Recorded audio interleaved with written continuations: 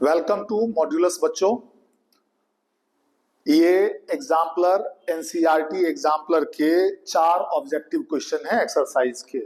याद रखो, बार बार बोल रहा हूं, आज 11 है, 11, 12, 13, 14, 15, 16 तक, 16 के 10 बजे तक सिर्फ एनसीईआरटी एंड एनसीईआरटी एग्जाम्पलर के क्वेश्चन करो। वैसे आपके पास इस बार बोर्ड में 2 मौका है कि आप 2 बार बैठ सकते हो, तो बिल्कुल निश्चिंत रहो, आपको मैं सिखा दूंगा। एनसीईआरटी एंड एग्जाम्पलर के जो सॉल्यूशंस आप कई साइट पर देखते होगे वो तो बतलाते नहीं है, कुछ नहीं है। अगर मान करके चलिए तो मैथ का कोर्स मेरे अकॉर्डिंग तो 20 दिनों के अंदर में आप आराम से ऑब्जेक्टिव और 2 नंबर वाले ऐसे क्वेश्चन कर सकते हैं जिससे कि 35-40 नंबर तो आराम से आ जाएंगे। अगर आप A section and B section को ऐड कर दे। हाँ, ए सेक्शन जो कि ऑब्जेक्टिव वाला होता है, ऑप्शंस वाला, उसकी दिक्कत ये है कि अगर आप उसमें आइडिया लगाने के लिए जाएंगे तो थोड़ी सी जानकारी होनी चाहिए, और वैसे आइडिया लगाने की जरूरत कहाँ है। आप सिर्फ फोकस तो कीजिए। ए सेक्शन मतलब ऑब्जेक्टिव वाला, ऑप्शंस वाले, बी सेक्शन 2 मार्क्स वाले, केस बेस्ड, जो कि आपके 8 नंबर के आएंगे। तो इससे ही आपका 38 नंबर पूरा हो जाता है, और मैं मेरे ख्याल से इसमें 34-35 नंबर लाए जा सकते हैं अगर आपको 100, 150, 200, 300 इस तरह के ऑब्जेक्टिव की तैयारी हो। समय तो कम है, इतना तो ऑब्जेक्टिव नहीं हो पाएगा, फिर भी आपको कुछ आसान, कुछ मुश्किल सब दिखाऊंगा। और 16 को स्पेशली 50 ऑब्जेक्टिव तो जरूर पक्का पूरा करूंगा, वो भी ऐसे ऐसे जिसमें कैलकुलेशन नहीं है लेकिन घुमावदार क्वेश्चन है। और उन क्वेश्चनों का आप सॉल्यूशन एक तरह से, मैं कहूंगा, मैं तो कभी भी मैथ रटने को नहीं कहता हूं, लेकिन लास्ट टाइम में कहूंगा कि मेमोराइज कर लेना। उस 50 में से क्या पता 2-3 क्वेश्चन आ ही जाए। अगर वो क्वेश्चन आ जाएंगे तो वो नंबर आपको आसानी से मिल जाएगा। इसीलिए ध्यान से देखते रहिए, है ना। और जैसा कि मॉड्यूलस का है, ऑलवेज पॉजिटिव, पॉजिटिव रहिए कि आपके मार्क्स पूरे होंगे। चलिए फटाफट छोटा वीडियो बनाते हुए इसके क्वेश्चन देखते हैं। जैसा कि एनसीईआरटी एग्जाम्पलर में लिखा हुआ है, choose the correct answers the following question.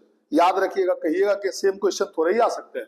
मैं तो कहता हूं कि सेम क्वेश्चन आने भी नहीं चाहिए, इसके डिजिट चेंज कर दीजिए, फॉर्मूला वही रहेगा। कुछ फॉर्मूला याद कीजिए, और मैं छोटा वाला जो शॉर्ट वीडियो होता है उसमें मैं फॉर्मूला के 4 पेज मैंने बना करके रखे हुए हैं, जो कि हमारे दूसरे चैनल्स पर दूसरे जगह है।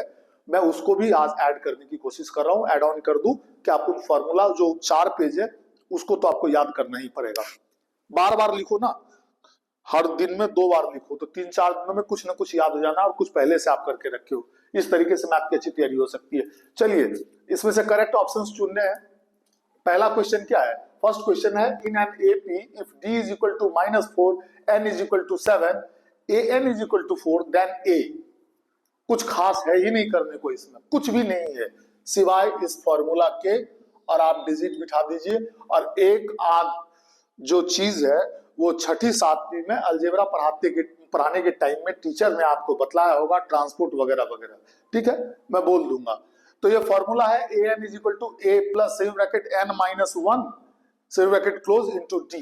तो ए की वैल्यू क्या है आपके पास? तो ए की वैल्यू आपको दी हुई है यहाँ पर, मेरे नहीं माफ कीजिएगा, ए एन की वैल्यू दी हुई है, ए तो हमने निकालनी है। ए एन की वैल्यू 4 दी हुई है, 4 बिठा दिया, plus is equal to a plus a का वैल्यू नहीं है, हमको निकालना है, एन हमको दिया हुआ है 7, 7 माइनस 1 इंटू डी दिया हुआ -4, तो मल्टीप्लाई कर दिया -4 को। इसका कैलकुलेशन कर पूरा करके क्या आएगा भाई साहब, जानते हैं आप? ए प्लस 6 इंटू -4, ठीक है। अच्छा चलो फिर एक बार मैं हट जाता हूं कि आप स्क्रीन, जैसे वीडियो कभी होता है ना कि मैं सामने खड़ा हो जाता हूं तो दिखता नहीं है, आप वीडियो को पॉज करके पहले लिख लीजिएगा, पहले कॉपी कर लीजिएगा, फिर उसके बाद समझते रहिएगा, है ना। वीडियो तो आप प्ले कर ही सकते हो उसके बाद, पहले पॉज करने के बाद, तो आपको पूरा वीडियो मिल गया होगा, पूरा ये व्यू मिल गया होगा। चलिए, तो यहां पर इसी से कैलकुलेशन आया, जब इसको मल्टीप्लाई करेंगे तो 4 is equal to a minus 24 is equal to a. अब यहां पर हुआ ये ट्रांसपोर्ट हो गया, ये ट्रांसपोर्ट हो गया भाई, तो 4 plus 24 A is equal to 28। याद रखना, मैथ का जो 10th का मैथ आप पढ़ रहे हो, ये आपको अभी नहीं, आपके पूरे लाइफ काम आ सकता है, आपके जॉब में काम आ सकता है, किसी कंपनी में जाओगे वहां काम आ सकता है। तो ये चीज ना बेकार तो कतई नहीं जाएगी, एकदम नहीं जाएगी। कई तो कंपनी वाले लोग इसको देखेंगे, क्यों देखेंगे भाई? इसीलिए देखेंगे कि उनके इससे रिलेटेड क्वेश्चन आते हैं, यहां तक कि एनडीए में भी क्वेश्चन आता है 10 से। चलिए सेकंड क्वेश्चन फटक से, ये तो समझ ही गए होंगे कि A28 आ गया, ऑप्शन पे टिक लगाइएगा, आगे बढ़िए। अब इसी में डिजिट चेंज करके आपको दे देगा क्वेश्चन और एक नंबर का आप मार्क खाएंगे, तो ये गलत बात है। फॉर्मूला लगाना और एक ट्रांसपोर्ट किया, कुछ तो नहीं किया। इंटीजर्स की थोड़ी सी जानकारी होनी चाहिए कि 6 इंटू -4 -24 हो जाएगा, है ना। दूसरा क्वेश्चन है, in an AP if a is equal to 3.5, d is equal to 0, n is equal to 101, then an will be। मजाक कर रहा है आपके साथ, है ना, और आप मजाक होने दे रहे हैं, मजाक होने मत दीजिए। an is equal to a plus same bracket में n-1 इंटू डी, फॉर्मूला वही है। an is equal to a की वैल्यू 3.5 पुट किया, 101 -1, n 101 था, -1 किए, d 0, यहां तो बात ही खत्म हो गई। इस तरह के क्वेश्चन में किसी भी बच्चे को, मैं तो कहता हूं किसी को भी नंबर नहीं कटवाना चाहिए, फर्स्ट अटेम्प्ट में ही आपको पास हो जाना चाहिए, सेकंड की तो बात बहुत दूर की है। तो an is equal to 3.5 plus 0 is equal to 3.5 आते हैं ऐसे क्वेश्चन, आप उठा करके देखिए ऐसे, मतलब इजी वाले कम से कम 20 में से आपको 7-8 तो इजी आएंगे, है ना। चलिए थर्ड क्वेश्चन, है ना। थर्ड क्वेश्चन क्या कह रहा है, मैंने टिक लगा दिया ऑलरेडी, ये करेक्ट आंसर है इसलिए टिक लगा दिया था, लगा दिया। The list of numbers -10, -6, -2, -2, AP का सीरीज तो डॉट डॉट पे ही खत्म होता है कभी भी। हाँ, जब एन लास्ट वाला अनाउंस कर देंगे तो एपी वहां एंड कर जाएगा। ये सब तो कॉमन बातें थी जो आपको बेसिक्स की पढ़ाई करवाई, कॉन्सेप्ट की पढ़ाई करवाई होगी, तब आपको बतलाया गया होगा।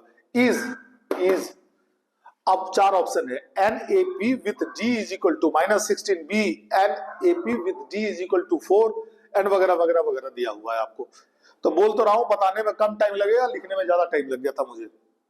कुछ खास नहीं करना है इस तरह के क्वेश्चन में, याद रखिएगा ये जितने लिखे हुए हैं इस सब को पहले इसको लिखिए, इक्वल टू का साइन दीजिए, फिर इसको लिखिए, है ना, फिर इक्वल टू का साइन दीजिए, फिर इसको लिखिए, इक्वल टू का साइन दीजिए, इज इक्वल टू डी हो जाता है। भाई साहब ये पढ़ाया होगा टीचर ने आपको, है ना।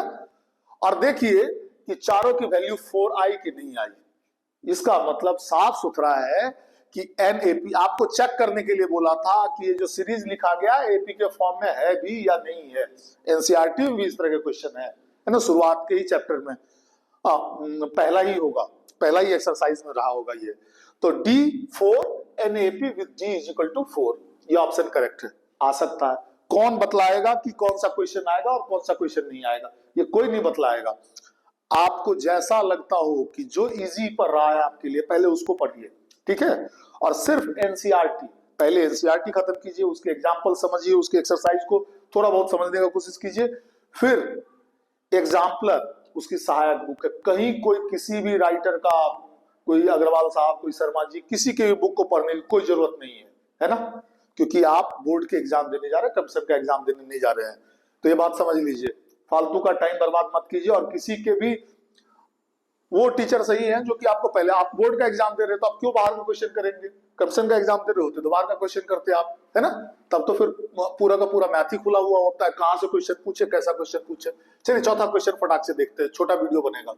The 11th term of an AP, आपको 11वां टर्म बतलाना है एपी का। सीरीज लिखा हुआ -5, -5/2, -0, -5/2।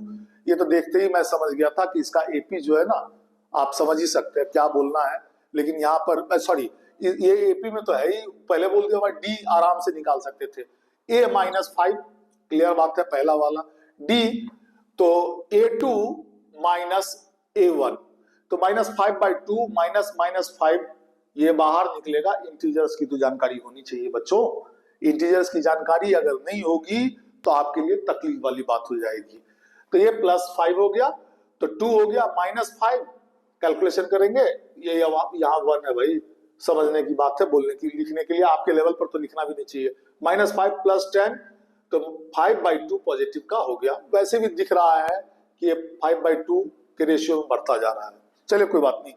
N11 दिया हुआ है, आपको निकालना क्या था, 11 टर्म, तो फॉर्मूला वही, A11 = -5 प्लस 11 - 1 × 5/2, -5 प्लस ये 10 हो जाएगा, 10 इंटू 5/2, इसको कैलकुलेशन करेंगे तो आ जाएगा 25, मतलब A11 20 होगा। बच्चों ऑप्शन नहीं लिखा है इसमें मैंने, आंसर यही होगा, ऑप्शन में बिठाया हुआ होगा, आप दे दीजिएगा। याद रखिए और कई वीडियो डालूंगा ऑब्जेक्टिव्स के, बट सिर्फ एनसीईआरटी एंड एग्जाम्पलर के क्वेश्चन कीजिए। चलिए तो अगले फिर किसी और अगले नेक्स्ट वीडियो में आप मिलते हैं कुछ क्वेश्चन